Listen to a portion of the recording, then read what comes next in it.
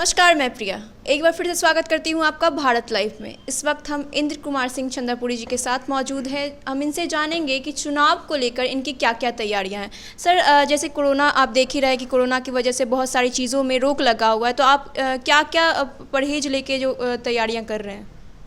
पहला तो है कि इसकी जो सोशल डिस्टिंक्शन है प्लस मास्क है जी। और सैनिटाइज करने का है, साबुन से कीजिए चाहे सैनिटाइजर रखिए, जी।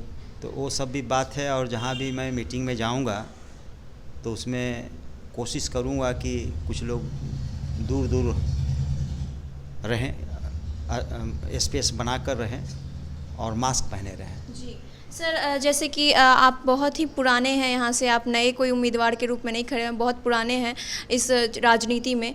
तो आप जो जैसे कि आपके अपोजिशन में क्या है, कौन है जो जिसको आप जिसको प्रतिद्वंदी मानते हैं अपने लिए? देखिए, जहाँ तक ओपोजिशन की बात है जी। तो मैं आपसे ही क्वेश्चन करता हूँ कि जब जनता के बीच में जब विपत्ति आई, बाढ़ आई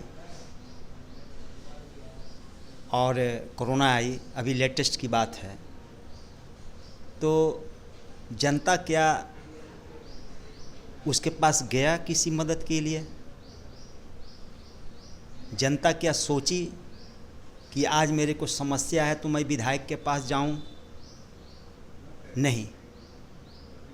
ऐसा इसलिए है कि ये टोटल सिस्टम ही भ्रष्ट है। इसलिए हम लोगों ने, हमारा नारा है कैंची की धार भ्रष्ट व्यवस्था की परवार। और दूसरी बात कि सबसे भ्रष्टतम चीज़ अभी ये हो गया है कि हमारे चुनाव में आजकल पर्ची सिस्टम है, एजेंट बहाली है। ये क्यों है?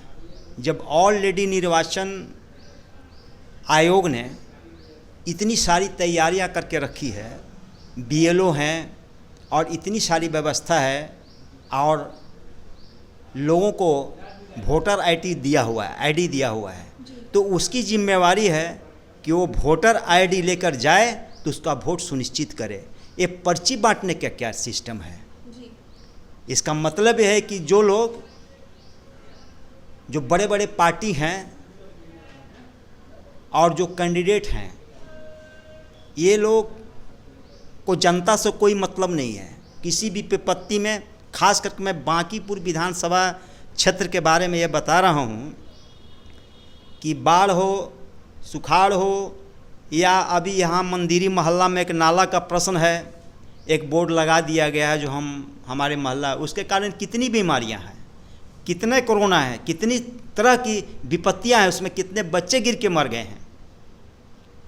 और हमारे विधायक जी को, जो यहाँ के भारतीय जनता पार्टी के विधायक हैं, वो क्या करते हैं? उनका देखने का काम नहीं है। और जनता भी जो उन्हें चुन के बना रही है इतना दिनों से, तो जनता भी कोई आशा नहीं करती है, तो फिर जीतते कैसे हैं? ये एक बहुत बड़ी प्रश्न है। बात है कि आजकल एक एक एजेंट को, जो पर्ची बांटने का सिस्टम है, एक एक एजेंट को 5-5 हज़ार 10-10 हज़ार रुपया मिलता है जी। एक ऑफिस खोलिए, उसमें पैसा लगाइए, तो जिनके पास ब्लैक मनी है वही ना धन लगाएंगे। जी। हमारे पास कोई ब्लैक मनी नहीं है, ना हमारे नेता पप्पू जी यादव जी के पास ब्लैक मनी है। आप पूछिए, हमें कोई मदद नहीं मिला है और न मैं कोई उनका टिकट से लड़ रहा हूँ। लेकिन मैं जनता के, जो गरीब जनता है और जो विपत्ति झेल रहे हैं, उनके सहयोग से और उनके अधिकार से के लिए मैं ये चुनाव में खड़ा हूँ। सीधी बात है कि जनता का जो भी समस्या हो, कोई भी दुख हो, कोई भी विपत्ति हो, ते कहीं नज़र नहीं आते हैं। तो जनता मुझसे पूछती है कि आप कुछ करिए। तो मैं गरीब जनता से ये के लिए ही लड़ रहा हूँ। और इतना तय है कि अगर 2 रोटी मेरे को मिलेगा तो पहला रोटी मैं जनता को दूंगा और दूसरा रोटी मैं खुद खाऊंगा। ये सिद्धांत पर चल रहा हूँ। और हमारी जो कैंची छाप है, जो हमारे नेता पप्पू जी हैं, पप्पू यादव जी, उनका जो कार्य हुआ है बाढ़ के समय में, कोरोना के पीरियड में, साइकिल से घूम घूम कर इतना इतना पानी में घुस घुस कर बच्चे को नाला की सफाई किए हैं, इससे मैं प्रभावित हूँ। अभी जो भी प्रतिनिधि हैं वो जनता के प्रतिनिधि नहीं हैं, वो पार्टी के हैं और पार्टी के जो धन बल के आधार पर हैं वो। तो जनता से उनको क्या मतलब है?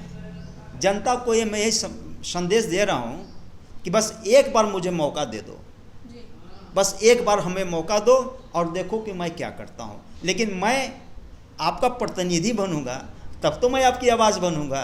यहाँ तो जो भी प्रतिनिधि है, आप जो भी कैंडिडेट हैं, मैं किसी का नाम नहीं लेना चाहता, लेकिन जनता ये बात जान रही है। तो ये चीज़ है, लोग बदलाव चाह रहे हैं, तो बदलाव करेगा कौन? हम करेंगे कि जनता करेगी? अभी बोलता है भाजपा जीत जाएगी, भाजपा जीत जाएगी, कांग्रेस जीत जाएगी, फलाना जीत जाए। अबे जनता को तय करने दो ना। तो जनता जो लोकतंत्र में जो करने जा रही है, उसका कैसे हम उसका वोट को अपहरण कर लें, उसके लिए करोड़ों अरबों रुपया फेंका जा रहा है इस चुनाव में। और हमारे जो एजेंट हैं, उनके जो एजेंट हैं, जो विभिन्न वर्गों, धर्मों और जातियों में बैठे हैं, उनके कुछ दलाल और माफिया लोग उसके ठेकेदार बने हैं। जनता को आप देख लीजिए, जनता के पास जहाँ भी जाइए क्या है। अब जैसे बोलते हैं कि नल जल योजना बहुत अच्छी है। भाई जल नल योजना आपने किया है ना? तो जल नल योजना के बावजूद भी अगर आप पानी भी पीती हैं तो आरओ का पानी पीती हैं घर में, या फिर बोतल का पानी पीती हैं, और गरीब को जो सप्लाई होता है वो दूषित पानी पीता है। तो जल नल योजना से शुद्ध जल कहाँ मिल रहा है? दूसरी बात कि आप यदि इस बांकीपुर जो बिहार का एक गौरवशाली सीट है, यहाँ की आप सारी महिलाओं की अगर खून का टेस्ट करेंगे तो 90% महिलाओं में एनीमिया है, उसकी खून में कमी है। क्यों? गरीब की बात छोड़िए, ऐसे जनसाधारण कहीं कोई इलाज का कोई सुविधा नहीं है। तो हमारा यह है कि यदि अगर अगर जनता अगर मुझे चुनती है तो मेरी प्राथमिकता होगी कि मैं यहाँ एक अच्छे सा अस्पताल, एक अच्छा सा गार्डन, और जल जो आज से करीब करीब 50 बरस पहले जो अंडरग्राउंड जो पाइप की सप्लाई हुई है, जो बनी है, उसके बाद तो फिर बना नहीं, उसी नाली से पानी आ रहा है। ये तो सारे लोग जानते हैं। अब उस पानी में जो आ रहा है सड़ चुका है। पहले तो आयरन का रॉड का रहता था, तो कहाँ बदलाव हुआ है? आप मेन जगह मान लीजिए यहाँ पर पानी लीकेज हो तो उसको ठीक कर दिया, लेकिन जो 45 बरस से नीचे जो कल है, जो हमारे यहाँ सप्लाई पानी आती है, वो गरीब वही पी रहे हैं, मर रहे हैं, कुपोषण है। इन सब सारी चीज़ों को मैं देखूंगा और उनकी स्थिति को ठीक करने के लिए मैं पूरा का पूरा प्रयास करूंगा। और सबसे बड़ी बात कि मैं यहीं का हूँ, हमारा दरवाज़ा ऐसे भी खुला हुआ है। मैं जनता का के बीच का आदमी हूँ, तो हमसे कोई भी विधायक आकर, कोई भी आकर हमसे मिल लेता है आसानी से।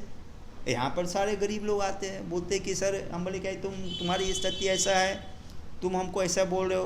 तो कोई भी विधायक के यहाँ विपत्ति में तुम नहीं गया, कोई मदद नहीं किया तुमको? तो बोला नहीं सर, ना कभी आया और हम कभी सोचे भी कि गया। तब तो ऐसा आदमी को चुनते क्यों हो?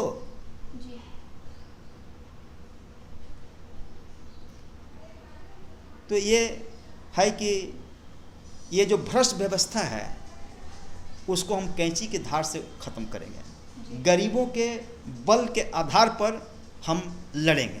यहाँ गरीबी बनाम नवाब की लड़ाई है।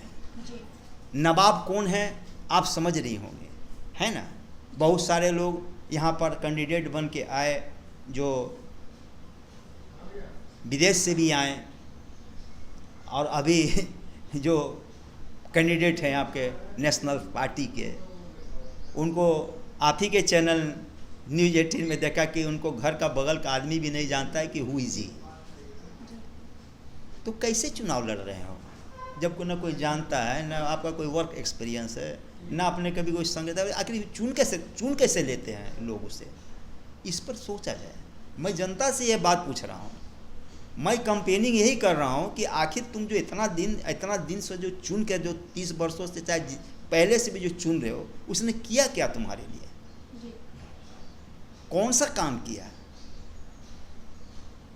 ये प्रश्न जनता से आप पूछें, और जनता से पूछे कि एक इंद्र कुमार सिंह चंदापुरी जो जिसका उम्मीदवार जाप पार्टी से जो मुझे पप्पू यादव जी ने बनाया है, तो पप्पू यादव जी का जो वर्किंग है बांकीपुर में, आज उसके आधार पर मुझे पूर्ण विश्वास है कि जनता मेरे साथ गोलबंद होगी, निश्चित रूप से होगी, क्योंकि कब तक लोगों को ठगा जाएगा, उनका इस्तेमाल किया जाएगा। अब इस्तेमाल होना जनता नहीं चाहती है, और ये चूँकि हॉट सीट है, यहाँ पर कम से कम 60 to 65% लड़के, खासकर युवा वर्ग शिक्षित हैं, अशिक्षित कम हैं, तो उनके बीच में जा रहा हूँ। और मुझे ऐसा जो अभी तो मेरा कंपेनिंग आज 3 बजे हमें वो सिंबल अलॉट करेंगे, उसके बाद ही हमें मिलेगी वर्क करने का परमिशन। तो मैं अपना कार्यक्रम पैदल हर एक क्षेत्रों में घूमूंगा और जनसंपर्क अभियान चलाऊंगा, और लोगों के बीच में इन बातों को रखूंगा। मेरा नारा है कि यदि मेरे पास 2 रोटी होगी तो मैं 1 रोटी पहले आपको खिलाऊंगा, और जो बचेगा तो खुद खाऊंगा, नहीं तो नहीं खाऊंगा। ये हमारी प्रिंसिपल है। तो जैसा कि सर ने कहा कि ये जनप्रतिनिधि बनने के लिए निकले हैं, ये किसी नेता या विधायक बनने की होड़ में नहीं है, ये जनता के बीच जाकर जनता की मदद करना चाहते हैं। तो भारत लाइव ऐसे ही आप तक ऐसे अपडेट पहुंचाते रहेगी। तब तक के लिए धन्यवाद। बढ़ाएं अपना कदम सक्सेस की ओर शिखर करियर इंस्टीट्यूट के साथ। शिखर करियर इंस्टीट्यूट पूर्वी भारत में एकमात्र कोचिंग संस्थान जो एक्सक्लूसिवली है मेडिकल एंट्रेंस एग्जाम के लिए।